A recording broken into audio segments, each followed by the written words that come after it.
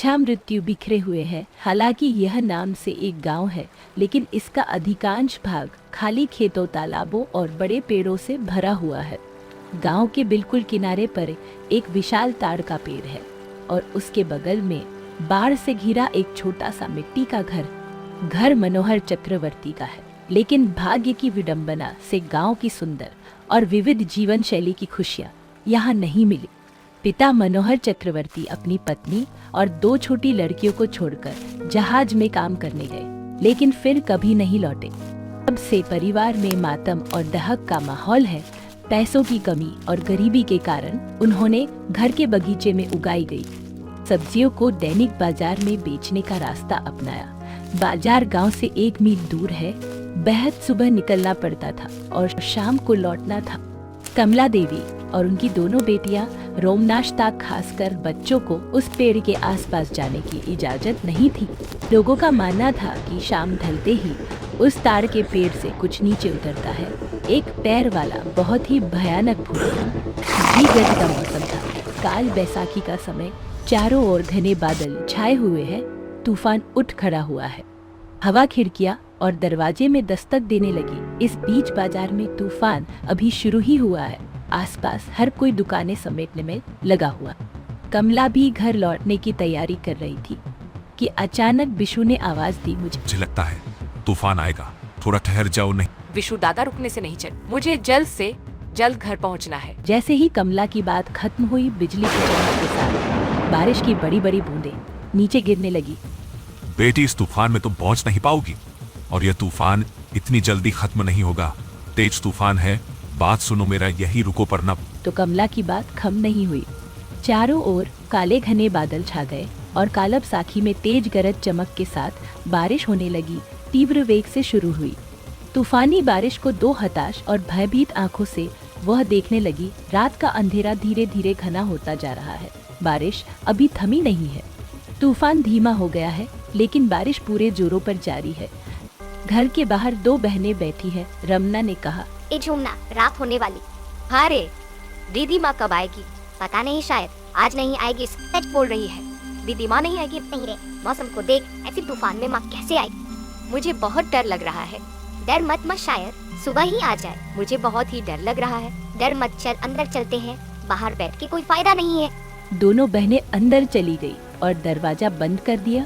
बाहर अभी भी हवा चल रही है। बारिश की रफ्तार के साथ रात का अंधेरा बढ़ने लगा। धीरे धीरे घर के आसपास गहरा अंधेरा छा गया। सुबह के बने हुए चावल थे। दोनों बहनों ने वहीं खाकर सो गई।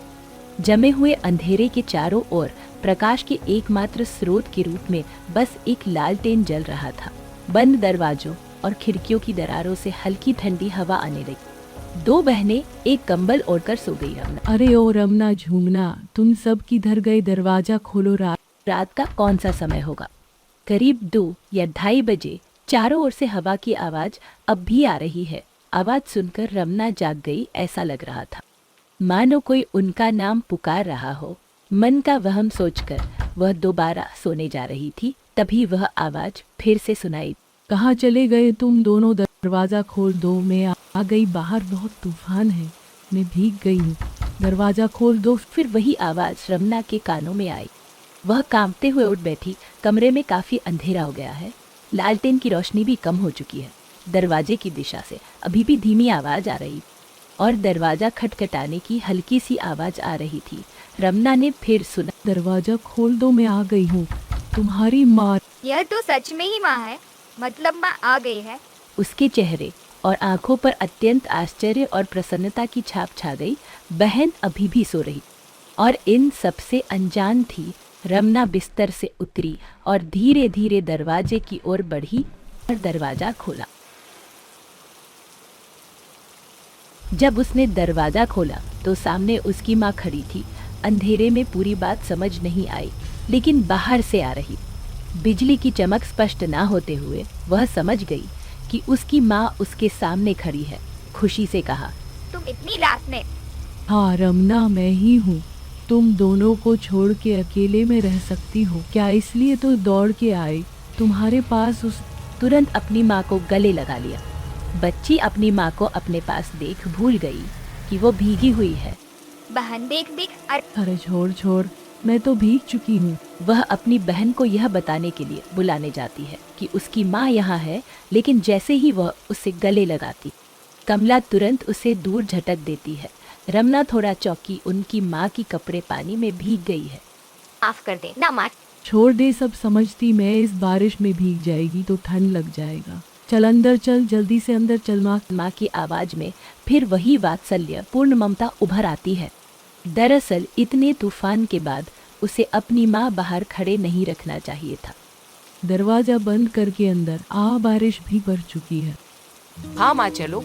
फिर रूना अंदर से दरवाजा बंद कर देती है। घर के अंदर कीचड़ ना हो जाए, इसलिए कमला देवी टोकरी छोड़कर गीले कपड़े बदलने के लिए रसोई में चली गई। रमना अपनी माँ से पूछती है, माँ बत्ती की रोशनी कम हो चुकी है, मैं मिट्टी के तेल डाल दूं? नहीं छोड़ दे, वैसे भी बहुत रात हो चुकी है। बत्ती लेकर क्या करूँगी, सोना ही तो है।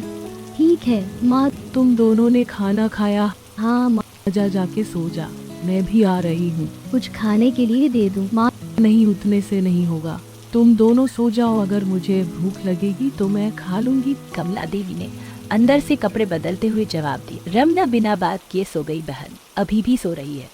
उसने अपनी बहन को धीरे से बुलाया। हे झूमना झूमना, माँ आ गई। जुमना ने नींद भरी आवाज में उत्तर दिया, कहाँ है दीदी? हेलो, मैं आ गई हूँ। माँ कमला देवी आकर बिस्तर पर सो गए। झुम नींद में अपनी माँ से लिपट गई। फिर वह दीदी की तरफ मुंह फेर कर सो गई।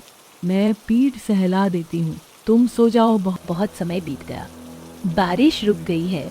बाहर से मेंढक की आवाज आ रही है और झूमना अचानक असहज महसूस करने लगती है। उसने आंखें खोली। उसके चेहरे और आंखों पर दर्द का एक अजीब सा भाव उभर आया।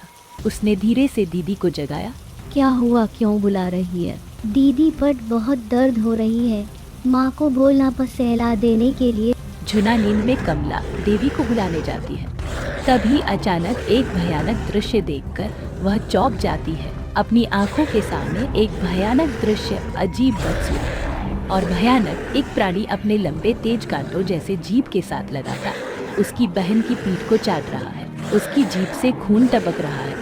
उसकी माँ कहा, यह तो कुछ और है। एक बड़ा मुंह, चेहरे पर नुकीले दांतों की कतार उभरी हुई है। घबराहट के कारण उसकी जबान से कुछ भी नहीं निकला और वह फिर से बिस्तर पर सो गई। झूमना फिर कहती है, बोला तुमने, मुंह बहुत ज्यादा दर्द हो रहा है और जलन भी।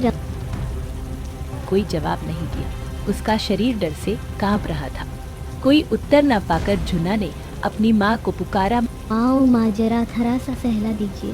नहा दे रही हूँ। थोड़ी देर बाद झुना फिर सो गई, लेकिन रूना को अब नींद नहीं आ रही थी। वह करवट लेकर लेटे डर के साथ सोचने लगी। इस रात में कौन आया, वह सोच ही रही थी कि क्या करे। अचानक झूमना के चेहरे पर दर्द के भाव आ गए। उसने फिर आंखें खोली और दीदी को आवाज दी। रमना उसकी ओर मुड़ी और उसे चुप रहने को कहा। हाँ, माँ नहीं आई है, हमारे बगल वाले तार के पेड़ से भूत आया है, हम लोगों को अभी भागना पड़ेगा। झुमरा चौंक गई। भय से उसकी नींद उड़ गई। जब वह पूछने गई तो वह उसके कान में फुसफुसाना हो रहा। चुप कुछ करती हो माँ? ओ माँ, पिसाब आई है, जाओ क्या?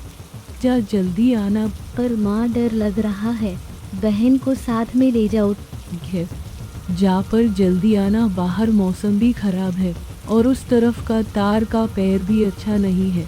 एक पैर वाली भूत रहता, उधर मुश्किल हो जाएगा, जल्दी से आ जाना। कमला देवी के स्वर में जवाब आया। दोनों बहनें धीरे धीरे बिस्तर से उठी और दरवाजे की ओर आई। रूना ने उसका हाथ कसकर पकड़ लिया। दरवाजा खोलकर बाहर चली गई। फिर धीरे धीरे दरवाजे पर कुंडी लगाते ही दरवाजे में एक हल्की सी आवाज हुई।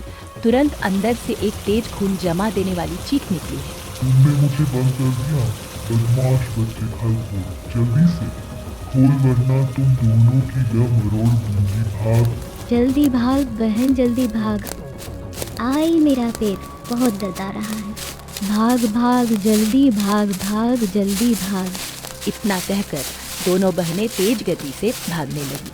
पीछे से दरवाजा खटखटाने की आवाज और उस अजीब सी चीख की आवाज आने लगी। खोल मुझे, खोल खोल, रुक जा जा। कुछ ही पलों में दरवाजा तोड़कर जीव अपने एक पैर पर कूदकर बाहर आ गया और बड़ी तेजी से उनका पीछा करने लगा।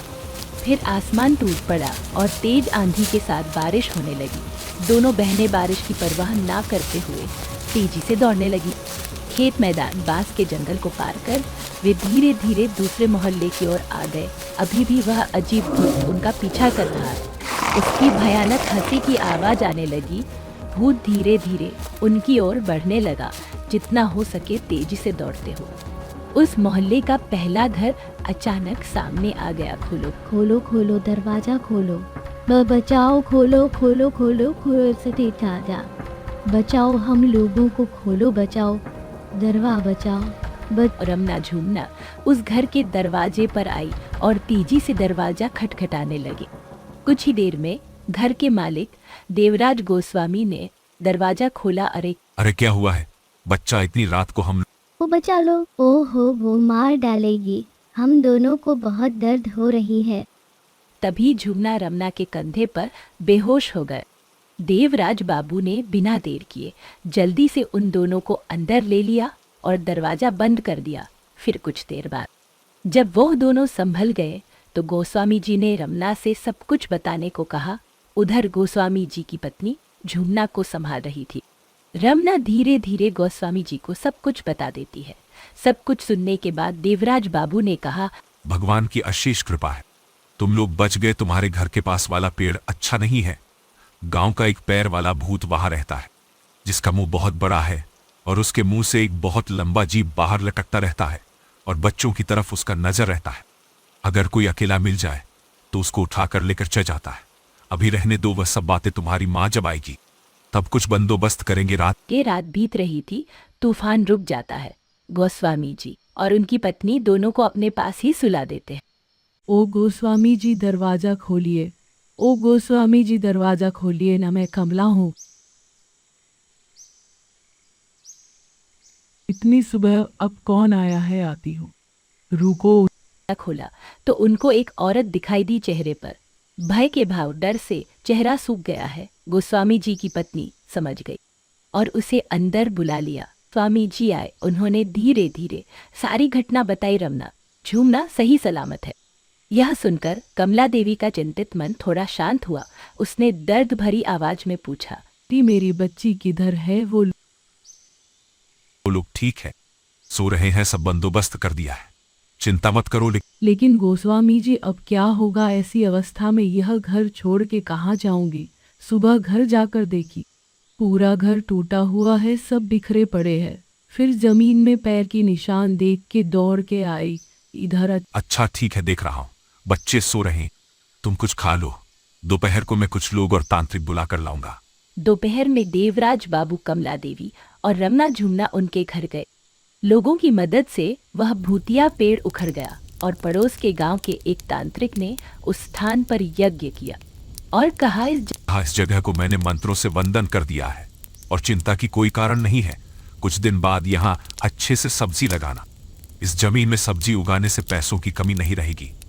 तब से कमला देवी उस जमीन पर सब्जी उगाने लगी और पैसे कमाने के लिए उन सब्जियों को बाजार में बेचने लगी। स्कूल भेजकर शिक्षित करने लगी। इस प्रकार कमला देवी के परिवार में एक सुंदर सुखी परिवार का निर्माण हुआ।